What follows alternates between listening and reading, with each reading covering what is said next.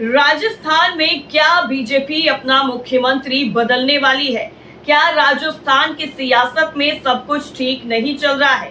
क्या राजस्थान बीजेपी में अटकलों का जो दौर चल रहा है वो हकीकत में बदलने वाला है कि सीएम की कुर्सी पर कोई नया चेहरा आ सकता है? इन सभी सवालों के जवाब इस रिपोर्ट में तलाशेंगे और आपको बताएंगे कि आखिर राजस्थान की सियासत में इस वक्त धरपकड़ क्यों मची हुई है। दरअसल राजस्थान में 2023 के विधानसभा चुनाव में प्रचंड जीत के बाद बीजेपी ने पूर्व सीएम वसुंधरा राजे सिंधिया की बजाय भजन लाल शर्मा को सीएम की कुर्सी दी थी और इसके बाद हुए लोकसभा चुनाव में बीजेपी को लगे झटके के बाद अब भजन लाल शर्मा की कार्यक्षमता और काम करने के तरीके पर सवाल खड़े हुए थे।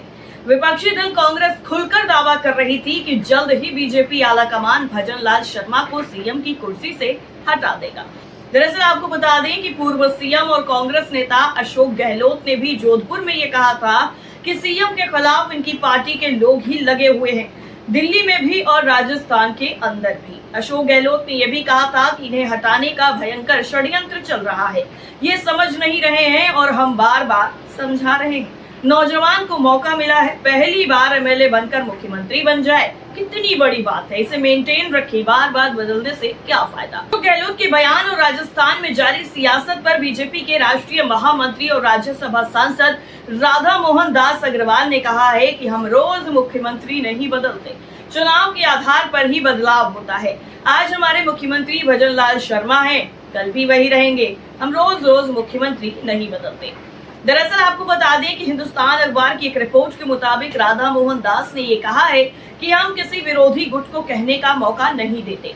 विद्यार्थी को कैसे पता कि उसने अच्छी पढ़ाई की, चिकित्सक को कैसे पता करते हैं कि वो अच्छा चिकित्सक है, जज का कैसे पता करते हैं कि अच्छा निर्णय दिया, वैसे ही राजनीति में भी मूल्यांकन होता है, उसमें चाहे कोई भी व्यक्ति हो। बीजेपी नेता राधा मोहन दास ने पार्टी के काम करने के तरीके को लेकर कहा है कि संगठन में नेताओं का भी मूल्यांकन होता है कि उन्होंने कैसा काम किया, हम कोई मूल्यांकन से ऊपर थोड़ी हैं। इससे पहले दरअसल अग्रवाल ने जिला संगठनात्मक और राज्य जनप्रतिनिधियों की बैठक लेते हुए उनको एकजुटता का पाठ भी बढ़ाया था। दरअसल राजस्थान के पूर्व मुख्यमंत्री अशोक गहलोत ने हाल ही में मुख्यमंत्री भजन लाल शर्मा पर टिप्पणी की थी, जिसके बाद राजस्थान की राजनीति में हलचल तेज हो गई। मुख्यमंत्री भजन लाल शर्मा को पद से हटाने के लिए भाजपा के भीतर साजिश होने का आरोप लगाने के बाद अशोक गहलोत ने एक बार फिर ये कहकर माहौल गरमा दिया कि भजन लाल शर्मा क्या कहते हैं, इस पर किसी को ध्यान नहीं देना चाहिए। वो युवा हैं और पहली बार विधायक बने हैं। मुख्यमंत्री भजन लाल जी और भजन लाल भी भजन गाने वाले लोग हैं।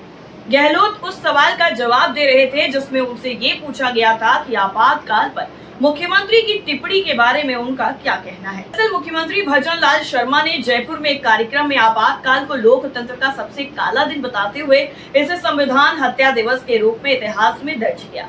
गहलोत ने इस पर चुटकी लेते हुए कहा कि अब ये अध्याय बंद हो चुका है।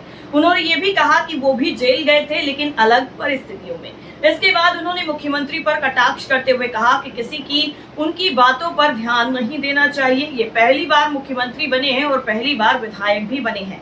वो युवा हैं और उन्हें कई चीजें नहीं पता है। अंतर ये है कि आपातकाल के दौरान बहुत से लोग जेल गए। जहां तक आपातकाल का सवाल है, आपातकाल के बाद इंदिरा दोबारा प्रधानमंत्री बनी और कांग्रेस ने माना कि कुछ गलतियां हुई हैं और खेद भी जताया। वो अध्याय बंद हो गया। क्या इसमें कोई सच्चाई है या फिर इसको छिपाने की कोशिश की जा रही है, ये तो कुछ वक्त में ही पता चल जाएगा। फिलहाल आपकी राय क्या है इस पूरी रिपोर्ट को लेकर कमेंट करके जरूर बताइए। नमस्कार।